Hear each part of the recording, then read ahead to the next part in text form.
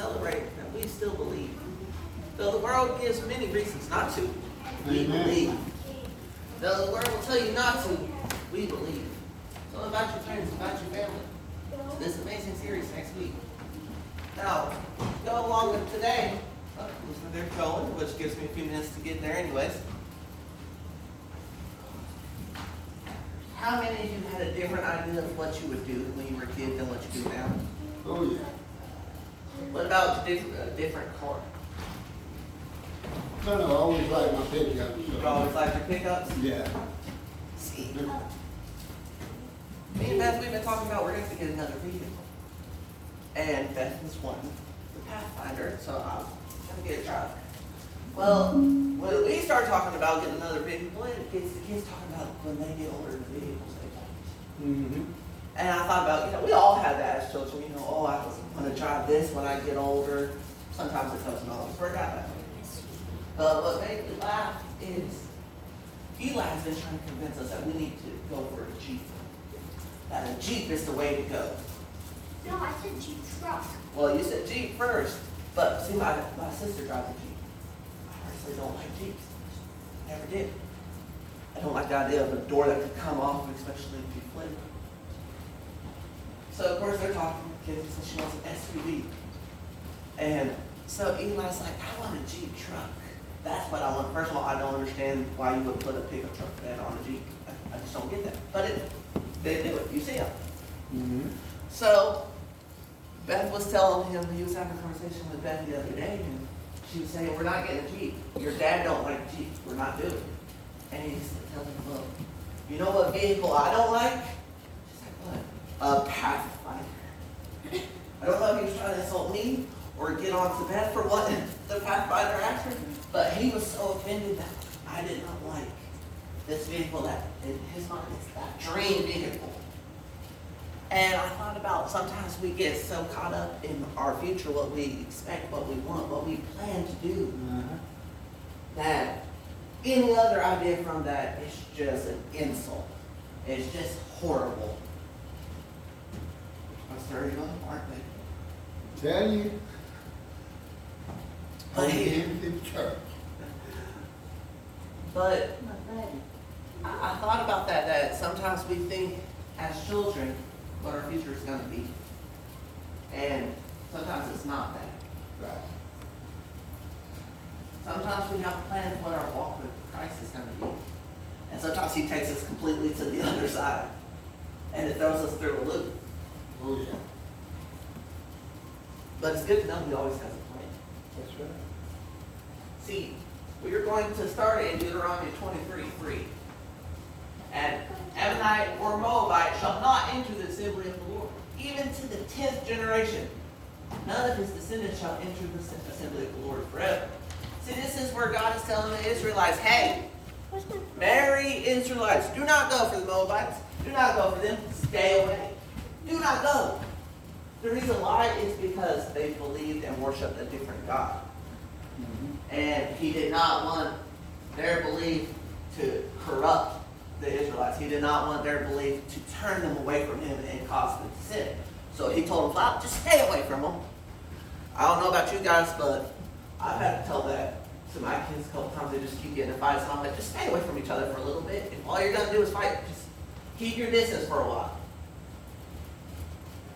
But he wanted them to stay clear. He didn't want them to be infected by the belief because it would turn them away from his plan for them. How many of us know sometimes we don't follow the Lord's plan though? That's right. See, they still kept marrying the Moabites. They kept marrying the Ammonites. But you go to the next one, Zeb.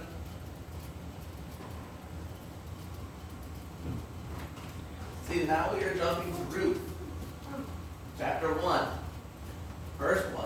Now it came to pass in the days when the judges ruled that there was a famine in the land, and a certain man of Bethlehem, Judah, went to dwell in the country of Moab, he and his wife and his 2 sons. The name of the man was Elimelech. Can't really see. The name of his wife was Naomi, and the names of his 2 sons were Mahlon and Chilion, Ephraimites of Bethlehem. Judah, and they went to the country of Moab and remained there. Then Elimelech and Naomi's husband died. She was left and her 2 sons. Now they took wives of the women of Moab. Right there. They took wives of the women of Moab. That was already a no-no. Don't do it. Because you will be corrupted. You will be infected. You won't worship me anymore. You will try to worship what they want. We know this happened with Solomon. All the women turned his mind to the other gods. So God just didn't want him to do it. He said, don't even do it. Now they took wives of the women of Moab. The name of the one was Orpah, and the name of the other, Ruth. And they dwelt there about 10 years. You can go ahead and go to the next one. See, now we all know Ruth. She was very dedicated. She was very loyal. But she was a Moabite woman. God said, stay away from her. So what's the difference with her? Well, let's go ahead and find out to the end of the story here. See, as I said, sometimes our story when we're children is not what we expect to happen when we get older. Odds are he might not even want a Jeep truck when he's older. He might find something else. Personally, I hope he goes for older vehicles because the newer ones just fall apart too easy. The older ones are where it's at. But what he's thinking now, sit down anyway. What he's thinking now may not be where his head is at then. What he's planning for his whole future may not be the same.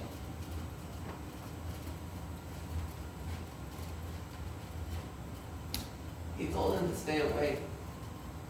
When they didn't listen, he still had a plan. He still worked it to what we know is a blessing.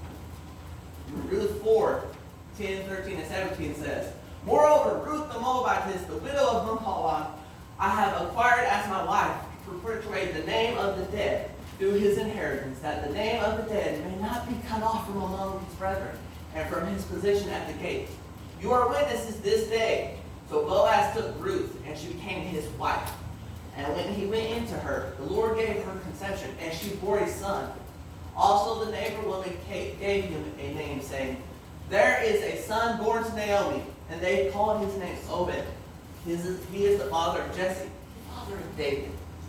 So, and it's not just one that married a Moabite woman.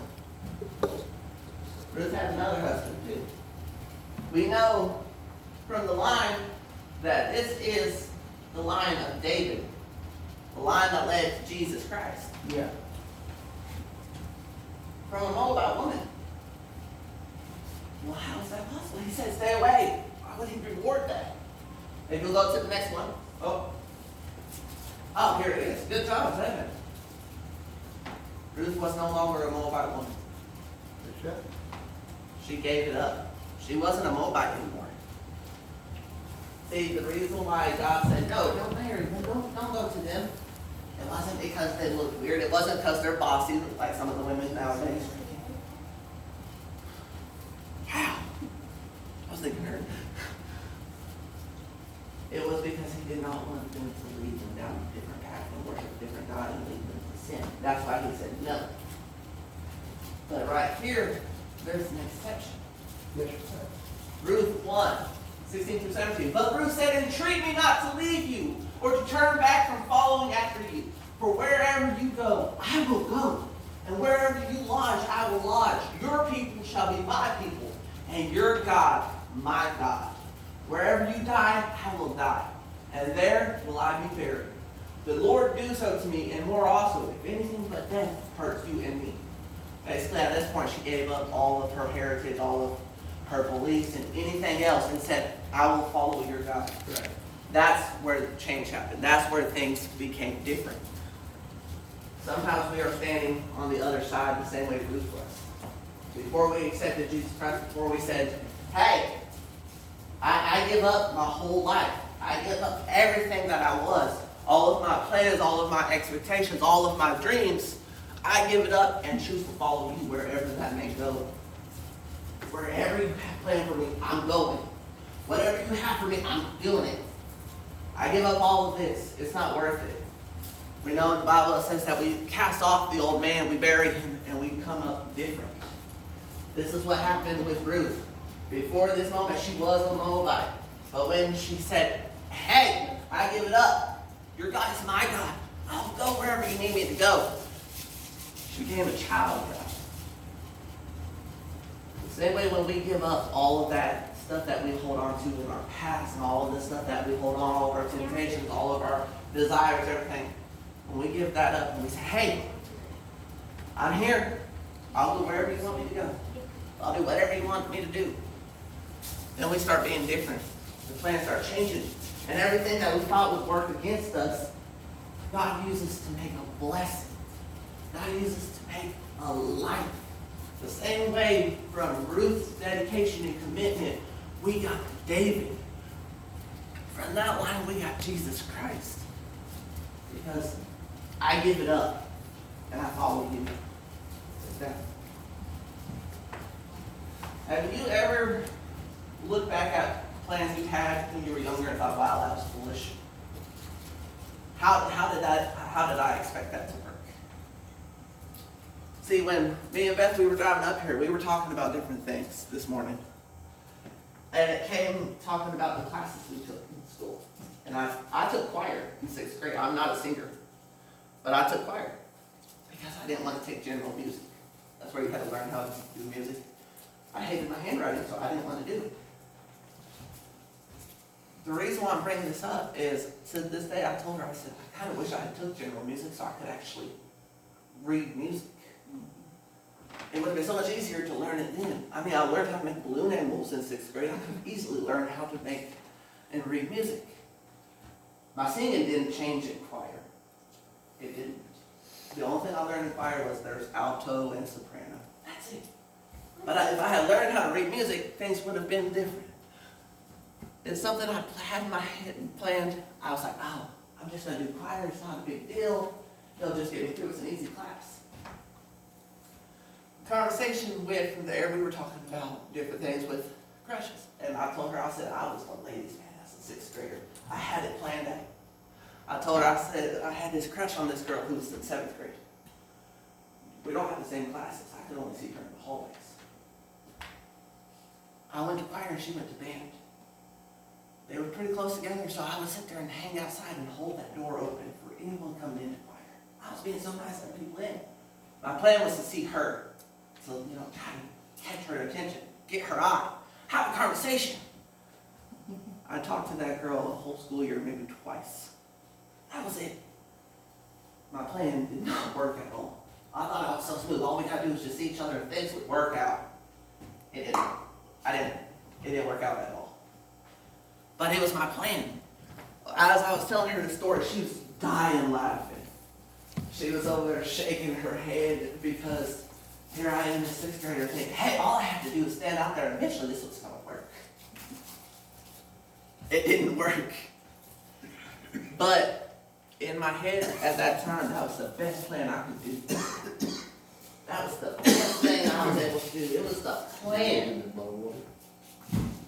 Thank you. It was the plan. That's what I could do, Kenny. All I had to do was stand out there. Conversation would just naturally happen. Lock in my eyes.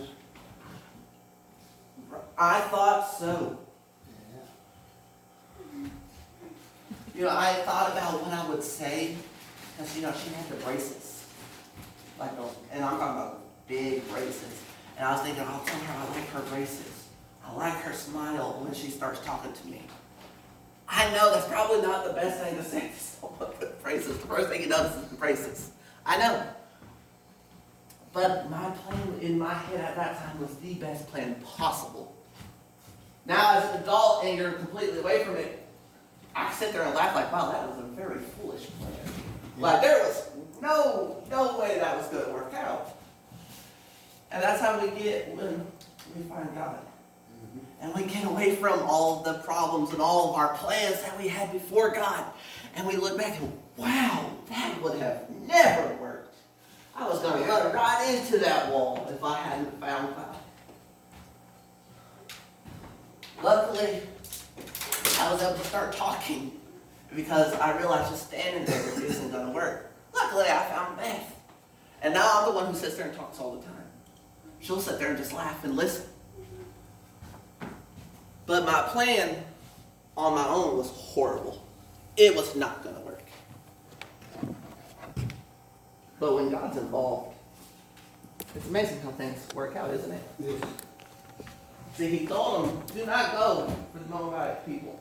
Do not marry them. Do not let them into camp. Do not bring them to my assembly, because they will turn your heads. They will turn you away from me. They will cause you to sin. God kept to his standards. He didn't let it be a situation where Ruth was still saying, hey, I'm a Moabite. I still worship this. I still think about this. No, she gave up everything. Following God. You know, that's what God wants us to do too. Give up everything. Yes. And that's sometimes what we have the most trouble doing. We'll give up a good portion of it, but we'll hold that little piece, that little part. As I said, when we have all of our plans together, and we think they're so amazing, they have to work out. Mm-hmm. And we're so shocked when they don't. That's it. Like I said, he has all these plans for this Jeep truck he's gonna drive, this SUV she's gonna drive. Odds are when they're older, they'll want something completely different. They might have jobs that they want to do. Odds are when they get older, they'll want to do something completely different. When I was younger, I wanted to be a lawyer. Mm-hmm. I get to argue all day. That just sounded awesome. I didn't think about all the work that goes into being a lawyer, all the paperwork, all the reading, all that. I just got the glimpse of, hey, I get to argue with people all day. I love to talk. It works out. Kenny, I would have never guessed years ago that I would be a pastor. I would have never guessed what God knew. I just had to quit trying to make my own plans. I just had to follow what he had in store for me. When Ruth threw off everything and said, Daddy, your God is my God. That's right. God started working in her life. That's when blessings started coming. That's right. Because up to that point, they did not have good luck, did they? They were facing obstacle after obstacle. But when she came and she said, I give up everything. I surrender it all. Mm-hmm. It's amazing the doors that started swinging open for them. Doors that would not have opened if it had not been for God. Amen.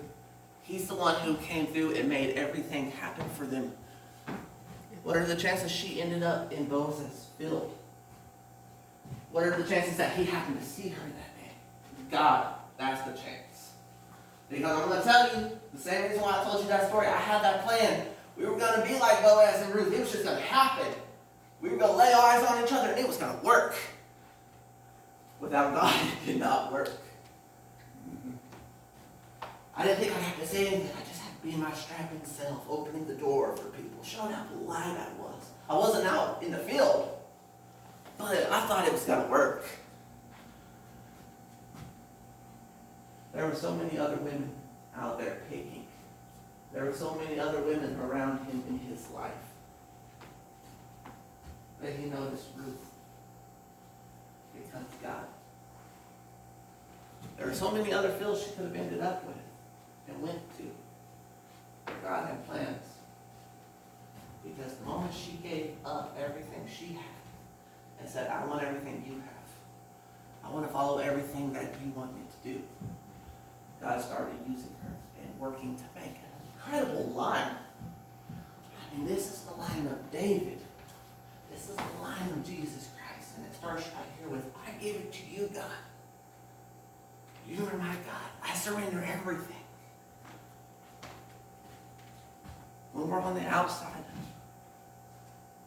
we can face obstacle and failure after failure. And we get mad and we get frustrated, wondering, why didn't this work? How could this not work? And see, when we actually surrender it to God, we get that joy of knowing, oh, he must have a different plan. He must have something better in store. He must need me to go a different way. I just gotta follow. I'm getting used to being a passenger. I really am. I don't fall asleep in the car. Your mouth's not. Huh? I say your mouth is My not. mouth is not. But I don't fall asleep in the car. But I'm getting more used to it. when it comes to all of this with God, we're not supposed to be the driver. We're not supposed to be leading. We're not supposed to be driving and putting the pedal all the way down. We're supposed to be passenger, letting him lead us where he wants us. Saying, hey, I'm for the ride, let's go. But sometimes we get too corrective. Slow down, stop, turn. I know I do it, I know. When we had to clear out the basement,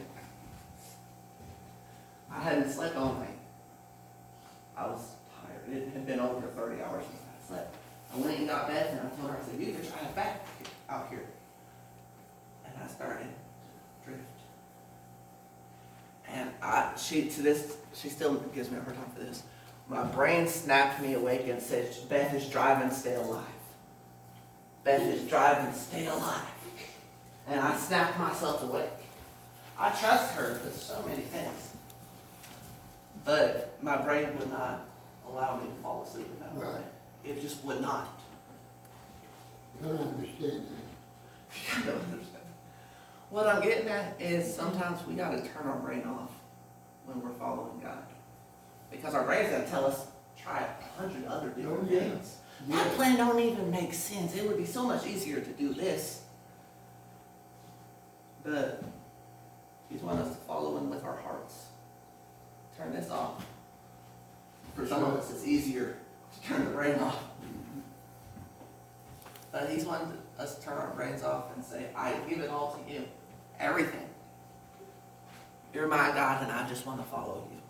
Where You go, I will go. What You want me to do, I will do. Throw off that old us.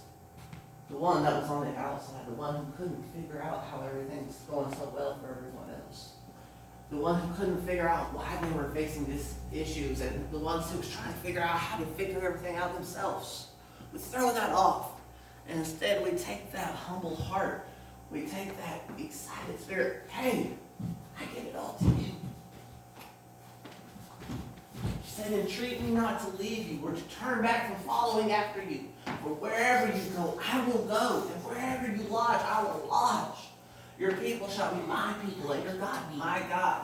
Where You die, I will die, and there will be buried. There I will be buried.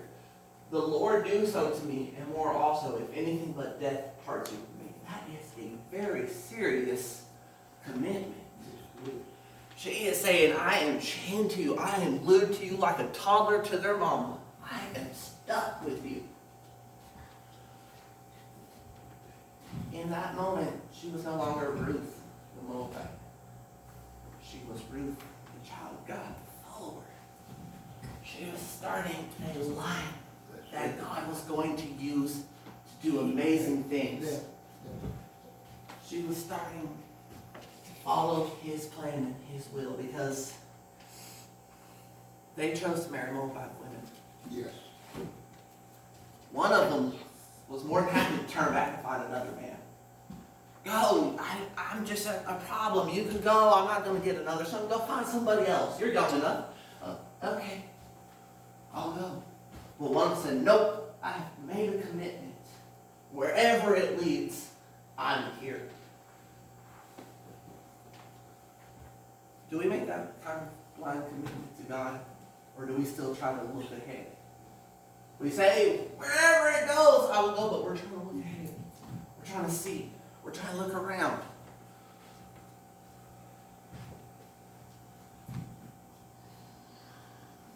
He took something that He told him not to do. And He turned an amazing life and an amazing life into such a blessing for the Israelites. And all it took was her saying, I surrender. I cast over here now.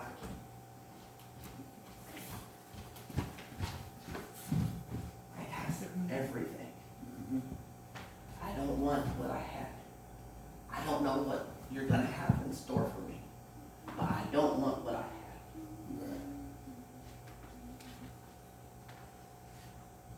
What you had before you found God is nothing compared to what you have now.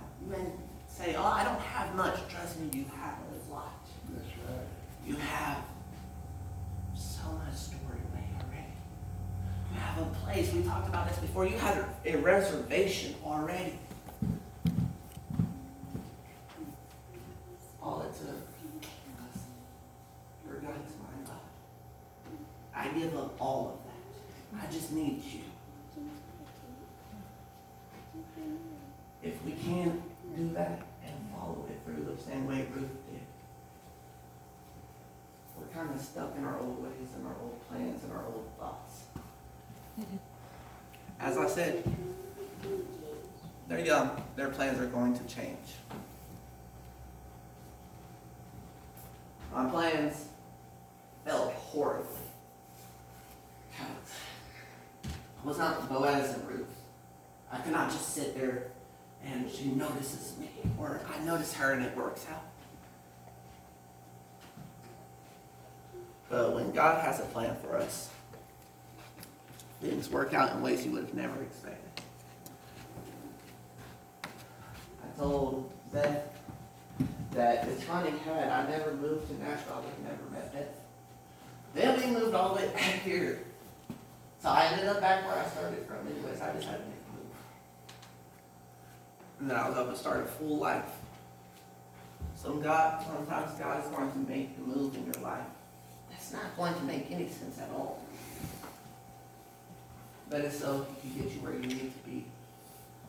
It's so He can give you and prepare you for what He has in store for you. Your God is my God. He told them not to do it because He did not want them to corrupt the Israelites. She changed the path because she gave up everything. It wasn't, Naomi, I'm just following you. It was, your God is my God. See, with Solomon and his wives, they were with him, but they did not give up their gods. They started to corrupt Solomon. Ruth gave up everything. In our lives, we have to be willing to give up everything. Follow Him. Drop what you have and follow me. It is not shove it in your pockets and try to walk along. So, I want to close with this. Even on our worst days, even in our craziest plans, God can still use those to make a miracle happen.